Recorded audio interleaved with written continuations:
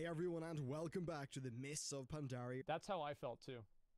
Retrospective. I'm going to start off the second episode with an admission. I've lied to all of you. This is not part 2 out of 2, this is 2 out of 3. I wrote the first episode before I really scoped out the second one. Thanks, Bellular. Well, Mist of Pandaria is just such a rich expansion that there's no way it could all be covered in so little time.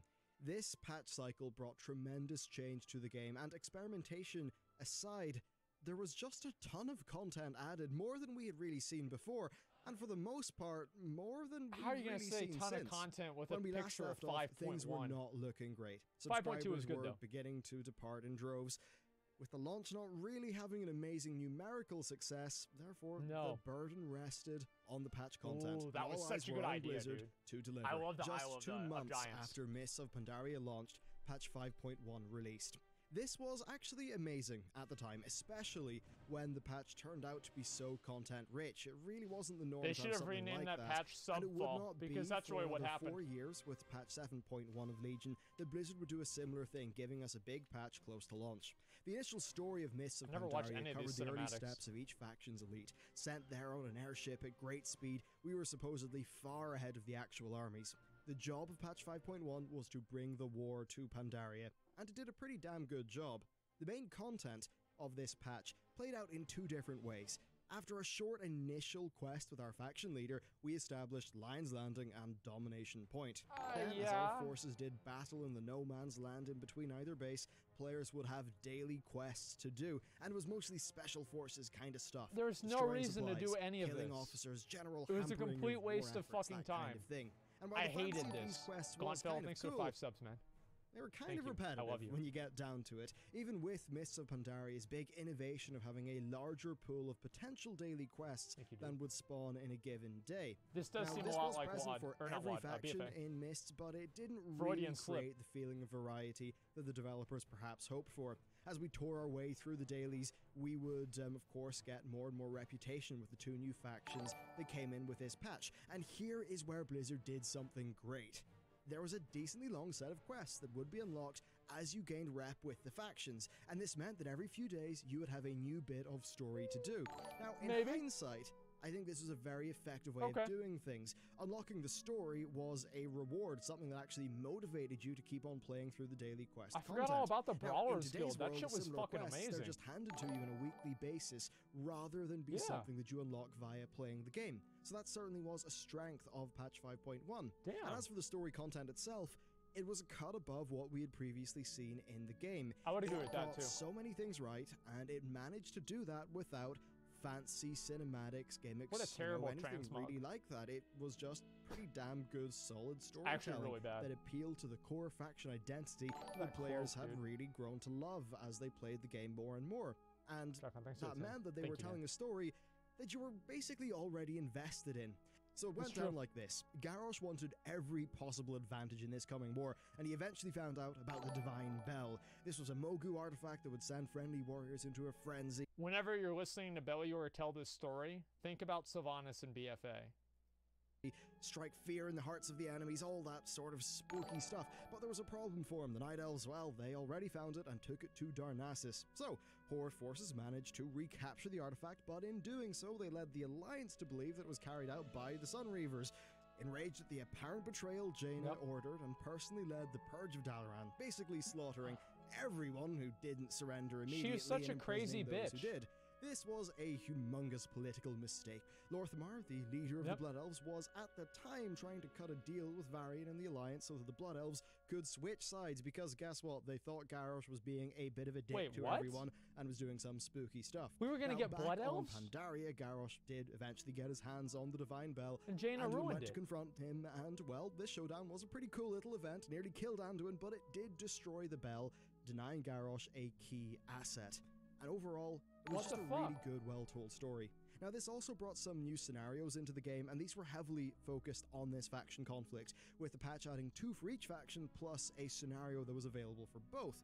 Now, while the scenarios, they weren't great, it was undeniably a pretty large amount of content. Actually, one of the Horde scenarios is particularly noteworthy. It covers the assassination attempt on Vol'jin by the Kor'kron forces under the direct orders of Garrosh, which is something that we will come back to later. Now, as you've probably noticed, dailies were a core part of this patch, and that means that it did contribute to the perception of there just being a massive amount of content that you had to do every day, that you just felt obligated to do, and that also meant that by 5.1, no way, was kind of out of the question. Well, patch 5.1 partially fixed this problem by adding in grand commendations. Purchasable at revered reputations would increase rep gains account-wide with the faction by 100%. Now, not only did this... So this is a great idea that Blizzard had and they never used again. Make that push to Exalted a bit easier, but more importantly, it's great. It made it far nicer on alts, and in my view, this went a long way to solving the problem, even though I do think in hindsight it was a bit of an overblown problem, because you didn't really need all the reputations at Exalted. Now, even though it was soon after launch, it was still a patch of experimentation. Blizzard added the item upgrade system, which would allow players to upgrade the item level of most bits of gear. Now, these upgrades, well, they were pricey enough, especially, because VP was something that was on a weekly cap, but this system, it would give you a reason to always cap your VP. It pretty much, was a bit grindy, right? But it did make, say, doing dungeons all the time continuously motivating, which is something that, say, in Warlords of Draenor didn't happen. So even though the dungeons were quite easy, they were actually ran really throughout Mists of Pandaria, and it was systems like the Valor points and the item upgrades that led to that being the case. And then finally, also on the topic of experimentation, they added the Brawlers Guild. This allowed players to fight solo bosses of increasing difficulty, and it really was a fantastic bit of side content to do for the sake of cosmetic rewards and prestige. There's a guy I recruited to my guild because he beat the Brawlers Guild, leading to this sort of spectating game, and it really did feel like a secret club, doubly so in the early days because it was kind of rare enough to have an invite early on. Then patch 5.1 also added new stages to the legendary quest line. He died all the time. Getting a new prismatic socket on their weapon. Now, I didn't really cover the legendary quest line that much previously, so basically I'll do it now. Our arrival in Pandaria brings us into contact with Rathian, the uncorrupted son of Deathwing, who of course we offed in the past expansion. Now, we of course saved him as an egg back in Cataclysm, and then Rogues were a bit more involved with him with their legendary quest. Now, he was very interested in the conflict that was playing out across the continent, and the player was pretty much recruited as his champion. In return for helping him out, we would get some pretty damn sweet loot, which is a fair trade for any WoW player. For the most part, these quests didn't really involve much content, and they were mainly based around mob grinding, really something you'd be doing anyway with the reputation system, and then you'd also have to sometimes collect raid items with RNG drops. That was certainly one of the more frustrating actually really like the legendary quest line. Legendary quest. I just don't think it should have given you a legendary. We'll be talking quite a bit more about as this video rolls on, though. But overall, when you look at it, patch 5.1 was a fantastic patch. It brought a lot of new content, it advanced the storyline in a very effective way, and it did address some of the complaints that Mist of Pandaria had at launch. Not too long after patch 5.1 released, 5.2 was already on the PTR. This was actually one of the best patches right here. In March. Like one of the best patches, 100%. Mist of Pandaria's first big major patch. And the an big example dick of himself, Mist's TikTok patch cycle, where we would see a small, odd-numbered patch followed up by a large, even-numbered patch.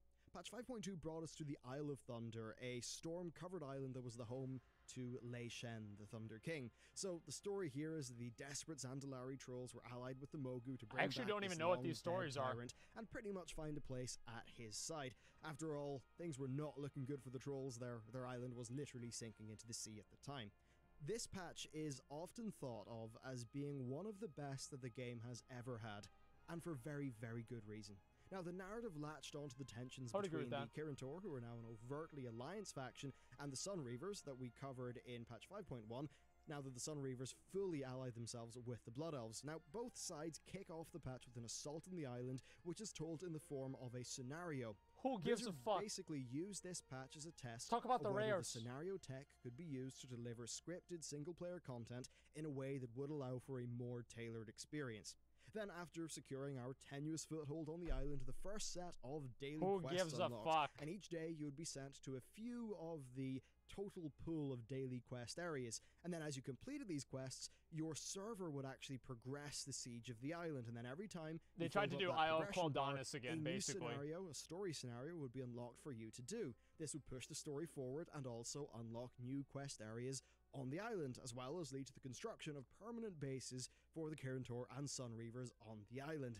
Now, while I was more invested in the actual plot of the 5.1 story, these quests were so big? of a higher quality, and they he's a Thunder King, but still. that Blizzard scenario tech could be used for more than just the 3-player queued PvE content that they initially launched with.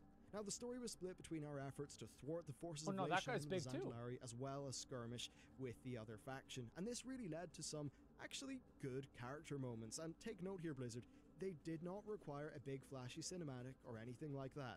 All they needed was some good dialogue, and it just worked.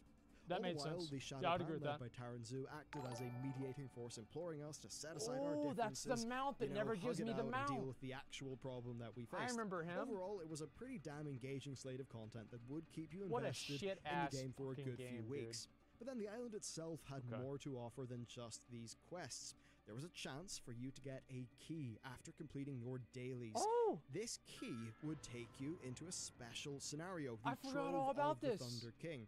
It was an Indiana Jones style raid. Oh my god, this was so badass. With traps, guards to sneak past, and puzzles to solve. You basically had to make your way through with precision, striking a balance between speed, grabbing loot, and you know, progressing further, trying to beat the timer and get to the end. Chests could contain gold, bonus roll currency, other minor rewards, and the chest keys as well. I would do this every single week, man. The chests were important because when the timer ran out, your Shadow Pan allies would yank you out of the trove, and you'd be left in the final treasure room. I don't know why they don't do this more often now. You would open as many of those final chests as you had keys, and these could contain loads of gold, various useful items, as well as a pretty rare chance to get some gear. This was one of the coolest bits of content that World of Warcraft, in my view, had ever had. And they took it out. Creativity and challenge. Just a truly fantastic, unique addition that genuinely felt different to most of the day-to-day content that you did. Normally having, you know, one such bit of content like the treasure trove is, you know, you count yourself lucky. Not the case here. We have the Warlock Greenfire quest, easily one of the best bits of class content to ever be put into the game. It had a really cool quest line, the sort of like brilliant like infiltration scenario of the Black Temple. This is a class order quest line before their class order halts. Challenge for Warlocks. This is fucking amazing. I love this. It was completely tailored to their class mechanics. It forced you to fully play the class, and it was brilliantly tuned. I did it in 2 tries. Also brought a new take on rare mobs. They were fewer in number, I only had but Mythic with Siege and greater Wargamar difficulty, and this mainly worked as a way to break up what you were doing while you were questing. A rare mob would spawn, you drop what you were doing, and you just run over to kill it. Yep. And that helped to break up the pace. Then, of course, moving on to the PvE front in terms of group stuff, it had one of the best damn raids in the game. Throne of Thunder was a fantastic instance that featured a range of bosses that had pretty damn different feeling mechanics, topped off with Lei Shen, who was one of the finest raid bosses the game had ever had. At the time, Lei Shen was actually considered to pretty much be the best heroic end boss that was in the game, ever.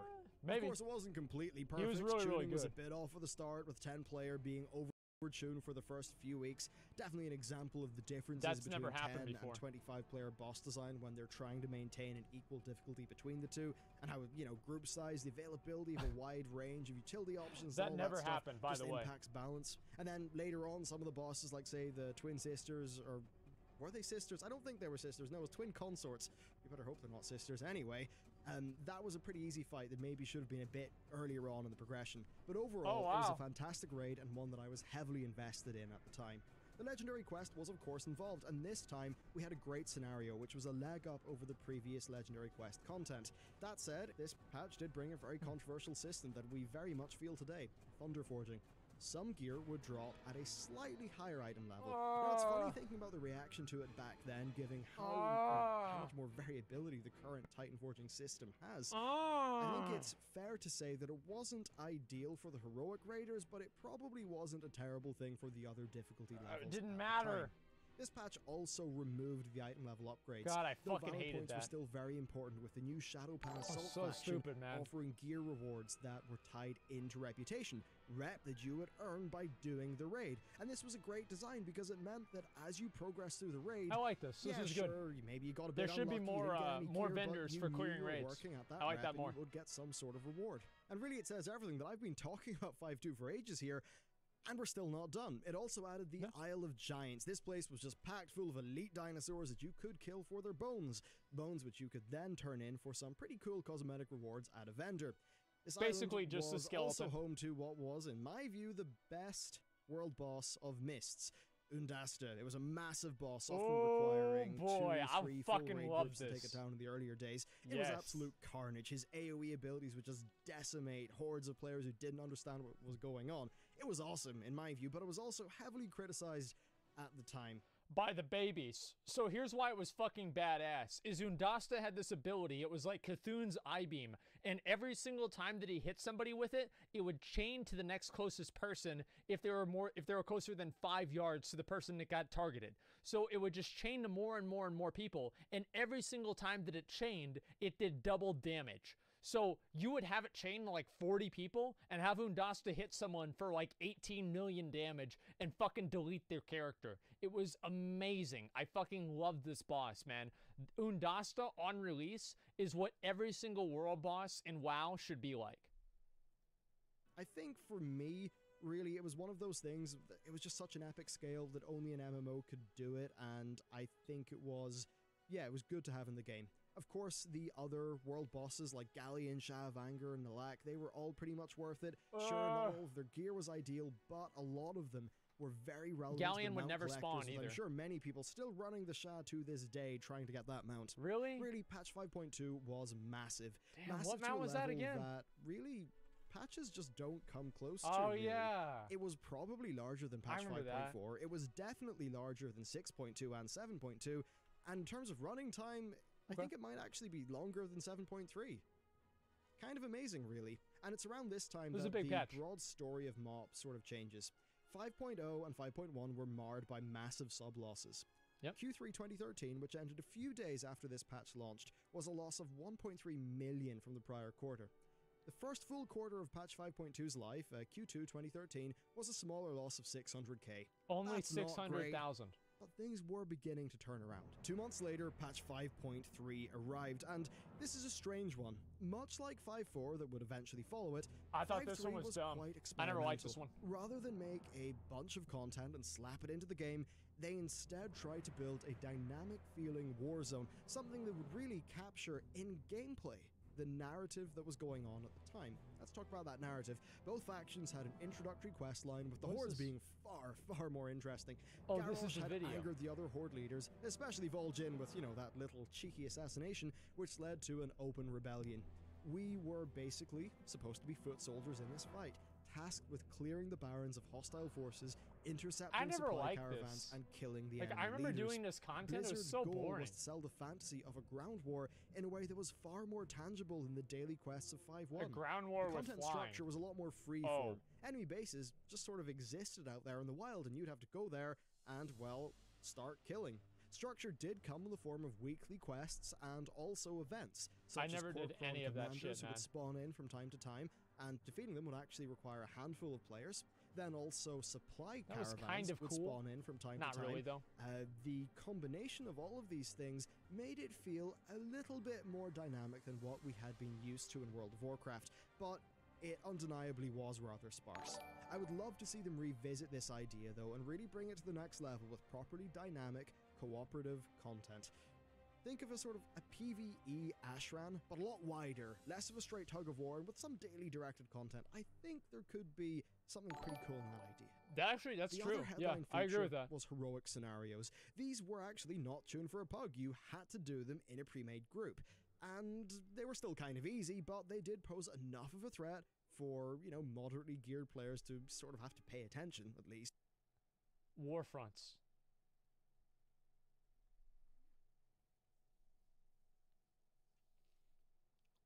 Heroic scenarios sucked. There was no reason to do them outside of the gear. They were not fun. They were not engaging. I remember by the end of Mist of Pandaria, you could say heroic scenario to me and I would get a headache. And they fast became the way to get VP capped for a week as well, so they were actually done quite a lot. Basically, the regular scenarios, I thought they were a bit of a dud, but these were of a decent Yeah, they're island expeditions. Then PvP with players no mounts also found themselves with a new battleground, something that has not happened since, almost 5 years later. I feel bad for the PvP players. And then they also had a new arena, which is pretty sweet as well. Finally, the legendary quest had a new leg to it that ended up being really cool. It had a role-specific challenge. Now, sure, these weren't hard, but they were, I think, a pretty fantastic addition. And in terms of storytelling, this and the content of 5.2 were really the best that we had seen with the legendary quest. It was a pretty good example of Blizzard taking us on a journey and really having us spend time with Rathian, who is fast becoming one of the more interesting characters in the game. It's just a shame about some of that raid drop RNG, but Rathian and Anduin are like gay lovers up there playing chess with each other all day. Its ideas are worthy of merit, and the goals, I think, are laudable. Perhaps we will see the full potential of an in-game war be realized someday. And let's end today's video by checking in with the subscriber count, because this is the real story. Okay. While the game did post a loss, the quarter of patch 5.3's introduction was only a loss of 100k, a massive decrease from all that had happened before it. All the while, Blizzard were adamant that these losses were primarily from Asia, which at the time seemed like an excuse to me, but I have been able to since independently verify the veracity of that with a primary source outside of Blizzard, though obviously I don't want to get anyone in trouble, so I'm gonna leave that one there. But really, things were looking up for World of Warcraft, and at the time, there was great hope that Blizzard could turn the tide. I trust Bellular. Assuming you were invested in Mist of Pandaria, it really felt like Blizzard were taking good care of you. There was a lot of patch content coming out, and it's fair to say that at this time, just like your little baby. That's why they babied you along the whole time. After, you know, the expansion did initially struggle to find its footing. So, join me next time for the breakdown of patch 5.4, something that would be the template for future outdoor content, and, of course, the breakdown of Mists of Pandaria's legacy, which is something that really has lasted long into the future. It's funny that the expansion, which was a departure from the traditional storytelling of World of Warcraft, basically an expansion of the RTS, is also the expansion where Blizzard really started to get creative, to tell their own stories, and to really play around with what a World of Warcraft patch was, with each one of this expansion's patches having quite a lot of iteration and experimentation within it. But that's it for this video. If you'd like to support content like... So I think he's kind of right. I mean, whenever you think about all the things that Mist of Pandaria did, I mean, like 5.2 was really good. Like the scenario and everything, that was awesome. The Brawlers Guild, like Pandaria, like Mist of Pandaria, I would say probably added in some of the best and some of the worst features of the game that we see today, right? So, and I don't really think there was a lot of in-betweens either. It was either something amazing like the Isle of Thunder, or something amazing like this treasure trove thing, or something terrible like LFR being part of the progression cycle, or Titan forging, or something like that. They removed the good ones. Yeah, so that's basically what Blizzard did, right? Is they looked at and they said, what do people like about Mist of Pandaria? And we're like, well, they like this. Like, okay, well, let's stop doing that. What do they not like? Okay, they don't like Titan forging. All right? Well, they don't like Warforging. Okay, now let's give them Titan forging. That's basically what happened. Was Mop dog shit in your opinion? I personally really did not like it. I was never a big fan of Mists of Pandaria. Hey everyone, and welcome back to the final part of my Mists of Pandaria retrospective. In the past 2 episodes, we covered the rocky launch and the stellar post-launch support. Today, it is time to wrap things up with patch 5.4, one of the most influential patches ever to be added to the game, and then we'll get to the bottom of just what the hell the legacy of this expansion is. Alright, let's kick it off with 5.4. This is one of the most important patches in Warcraft history. I really like so Siege of much Orgrimmar. Of what we see the first 20 in modern times. World of Warcraft comes from what the team did here. Just not the first 60. And while Mists had dabbled in things like treasures and rares and slightly dynamic feeling content with 5.3, this was the patch that would fully realize those ambitions. No. Interestingly, it might have actually done a better job than any patch since in a few ways. So the Timeless Isle was very well named. The idea was you could just pretty much live there for a while and still have something to do. And while that's not literally true, it was an oddly sticky bit of patch content. Unlike past patch we still locations, do the Timeless Isle. It didn't feature a stack of daily quests, or even a story. Half of my content in Legion was getting Blizzard's Hulu goal was on. to reintroduce exploration, or at least the feel of it, into the game by cramming the area full of rare mobs, treasures, and events, such that you could go there, start farming up some mobs, and have constant distractions to lead you astray and keep you engaged. I think Timeless Isle was the best outdoor content they ever made. Different from the rest of the outdoor world, and indeed it's something that they, in my opinion, sadly, have not returned to in recent times. The lower area of the island, the lower level, was populated with slightly meaty but mostly simple enemies, but then as you ascended, the enemies got more and more challenging, with more specific mechanics that were, at appropriate gear levels, properly punishing. There was enemies who would raise a shield and do a frontal cone attack. There was enemies who would shield their allies, ones who would spit fire everywhere, ones who would charge at a certain range. Overall, it was a really, really broad sort of set of mechanics. Everybody remembers that one fucking dick-sucking piece of shit burning berserker that was on the bridge on the way over to Huan, and if you ran by him, he would charge you over and over and over until you were dead. And so you would sit there next to somebody else and wait for them to run by and aggro him, and then they were thinking the same thing, so there'd be like 4 people sitting there waiting, and nobody wanted to go across because they didn't want to fucking deal with this piece of shit. And finally, one dumbass would run by, they'd get killed, and everybody else would run past him and laugh at him. That fucking mob. And I remember that. Over 5 years ago. What do I remember about WoD? About Tannan Jungle? Nothing. What this did is it made the gameplay often feel a lot more engaging than just the normal, completely mindless mob grinds that existed in the game. Even though people did eventually work out that killing gulp frogs was the best way to grind the island's currency, timeless coins, but hey, for the most part, lots of good ideas. Now, these coins were used to purchase gear tokens, and you could purchase also a Burden of Eternity, which would upgrade the items that came from those gear tokens to a higher item level. And then the enemy... I don't want to pause again, but I'm going to pause again. My mom would make me use the Burdens of Eternity on her gear, because whenever you upgraded the gear with the Burden of Eternity, it would give it random stats. And my mom wanted me to do it.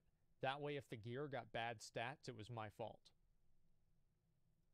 Had a chance to drop all of these items, which meant that while you're out there grinding things, there was a very good chance of, you know, some nice luck happening. Now, the coins that I mentioned could be gambled to open loot chests, which of course is something that Blizzard would return to with patch 7.2. Ooh, I love while that. This all does seem like a big mob grind, there was a certain allure to how it worked. The reward loop was very tightly tuned, and then having various spawns and events to react to that were really quite major, that helped to break up the tedium, especially when, you know, say, for all the serpent all would the appear, rares you'd want to get that mount. Now, the island was also littered with chests of 2 types. Daily ones, which would have a small reward, and then the one-time only chests that would generously dispense rewards the first time you went to the island. This was so While good, this man. did very much feel like a beta and was at times a bit sparse, it had good ideas that really did work. And the sad thing is that they failed to capitalize on this on future iterations such as Tannan, Broken Shore, and Argus. I think that the core of making a truly fantastic and replayable patch zone is, you know, taking the enemy design, the currency, the rares, the events of the Timeless Isle, and then integrating it with an ideal version of 5.3's content. So something that's got all of those cool exploration elements, but then a lot more items are too easy to get. event-driven stuff to sort of keep you going. All the rare now, spawn the here is like also has something else going for it. Unlike the twisted landscapes of Tannan, the Broken Shore, or much of Argus, it was just gorgeous. It was inviting, it was serene, it was the type of place that you could go to and just hang out for a lot of time. And I found that the place never got old for me, and there was also no annoying gripes with its design in terms of the geometry. It just works so damn well. And then even the music was some of the best that Mist had to offer. Talk about ranging bloody from coins. a big rousing score to something that was a lot more toned down and serene. Let's get into that. The just world design of the area was simply brilliant. That was my favorite and finally, thing. It was also just packed with lots of cool little things. Getting around the legendary cloak restriction by flying outside the island and gliding down was cool. The gliders in general were cool. Using the seagulls to hitch a ride down to the island. The jumping puzzles, the one where you'd have to like glide down and go through the circles. And that was really cool. Chasing the whale boss, the ghost ship boss. There was just so much flavor and variety crammed in there. In short, the area just felt like it was a passion project from those who created it. Next, let's move on to raiding. Let's move on to the bloody coins part. So if you played on a PvP server, you could use the bloody coin Censer of Eternal Agony, which would allow you to kill your own faction. So you were only able to receive coins from level 90 players, but that didn't mean that you couldn't kill level 86 players. So a lot of people would go over to the Timeless Isle as lower level players and go farm out these little baby caterpillars because it was one of the best ways to level up. So what I would do is I would make sure that I would kill them every single time they did that. And they would send me messages, and I would actually even send them a message, and I would ask them if their character was bugged because their character wasn't giving me any bloody coins. And they were trying to explain to me that, you know, no, you can only get them from level 90s, and I would call them a liar and say, you're just saying that because you don't want me to kill you again. I'm going to have to keep doing it until you give me a coin. And I would go on and on and on and keep killing people, pretending that I thought that I was getting a coin. And this, like, there were certain people that they just logged off after a certain point. They fucking hated me, man. Like, I have an entire mural, or like, I don't know, a collage, whatever you want to call it, of rage tales that people sent me whenever I was on the Timeless Isle collecting my 5,000 coins. It was one of the most beautiful moments in my life. I loved it. Because this is the patch that would ultimately bring one of the largest innovations to World of Warcraft raiding ever. Flex mode. Flex mode would allow for raid groups between 10 and 30 players.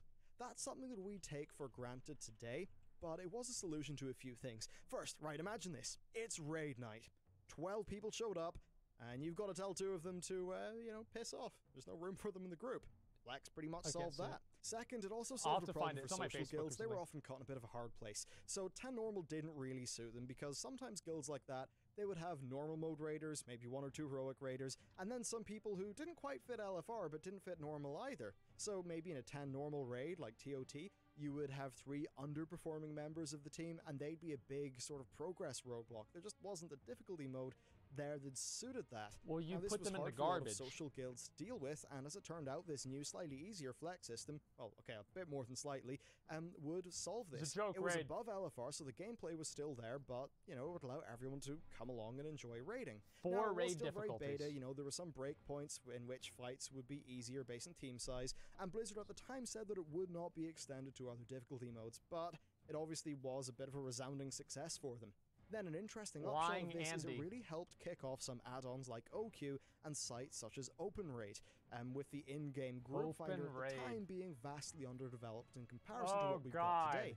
Now, as for Siege of Orgrimmar itself, it was mostly a brilliant raid. Now, I'll admit that I didn't really like the Garrosh fight or the Paragons fight, but for the most part, I had a great time in this raid.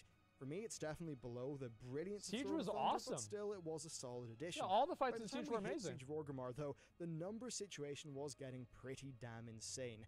And this was back in the time when WoW was limited by a 32-bit integer. This led to some fun things, such as Garrosh having multiple health bars and phases because they just couldn't give him enough health, supposedly. But the overall number crunching thing, I remember that. Another day. Now, this patch also saw the end of the legendary quest line. And while the RNG currency elements were annoying, the story was quite engaging, and it came to quite a nice conclusion, quickly giving people access to their cloak for the Siege of Orgrimmar raid, which is quite nice. This was great for players who were caught up, but I remember at the time, if you were a little bit behind, you know, grinding out those Mogu Runes of Fate was not exactly the thing you wanted to be doing when Siege was out. One interesting tidbit is that that would not happen today as a problem because the raids normally come out 2 months after the core patch content. So one thing that Bellular forgets to mention here, and one of the worst parts about the Legendary Cloak, is that because it was available as soon as 5.4 came out, anybody that didn't have the Legendary Cloak was at such a massive fucking disadvantage that you would never get invited to anything unless you had this cloak, right? Anything serious, there's no way for you to do it. So the Legendary Cloak turned from a reward from completing this Legendary quest line to a requirement to, if you don't complete this Legendary quest line, you can't get into a guild, you can't get into a current level raid, you can't get into anything. And it was probably one of the worst parts about these systems that Blizzard has created to basically push everybody else along, is that whenever everybody is able to get something, that something that they're able to get becomes a requirement and not a reward. And that's what happened with the Legendary Cloak. It was the first time it happened, and it also wasn't the last, like with the Ring and Wad. Now that really is it for most of this patch's content. As time passed, of course, the patch grew old, like all do, Blizzard brought back some of the item upgrades. They also started doing bonus events where you get more currency and more things like that, all in an effort to retain Mist of people. Pandaria? So far, watching this, you must be thinking 5.4 is just the best thing since sliced bread, and in a lot of ways that's fair, but it did have one weakness underneath it all. The story content wasn't really on par of that of 5.1 and 5.2. The end of the legendary questline was kind of satisfying, and the Visions of Time were a pretty neat idea, but by the time we entered 5.4, most of the story was done. Pretty much all we had to do was go in and lop off the head of Garrosh until, well, Varian put an end to that. Now, indeed, much of the key narrative because of him we got WoD. Of this storyline happened to the War Crimes novel outside of the game, which is kind of unfortunate, as that's the novel that led us directly into Warlords of Draenor. Patch 5.4 also had large implications for class design. Siege of Orgrimmar experimented with this. That also is another really big point I wanted to talk about, is that, like, from Mist of Pandaria to WoD was the first expansion that the transition of the expansion was told pretty much entirely through a secondary source.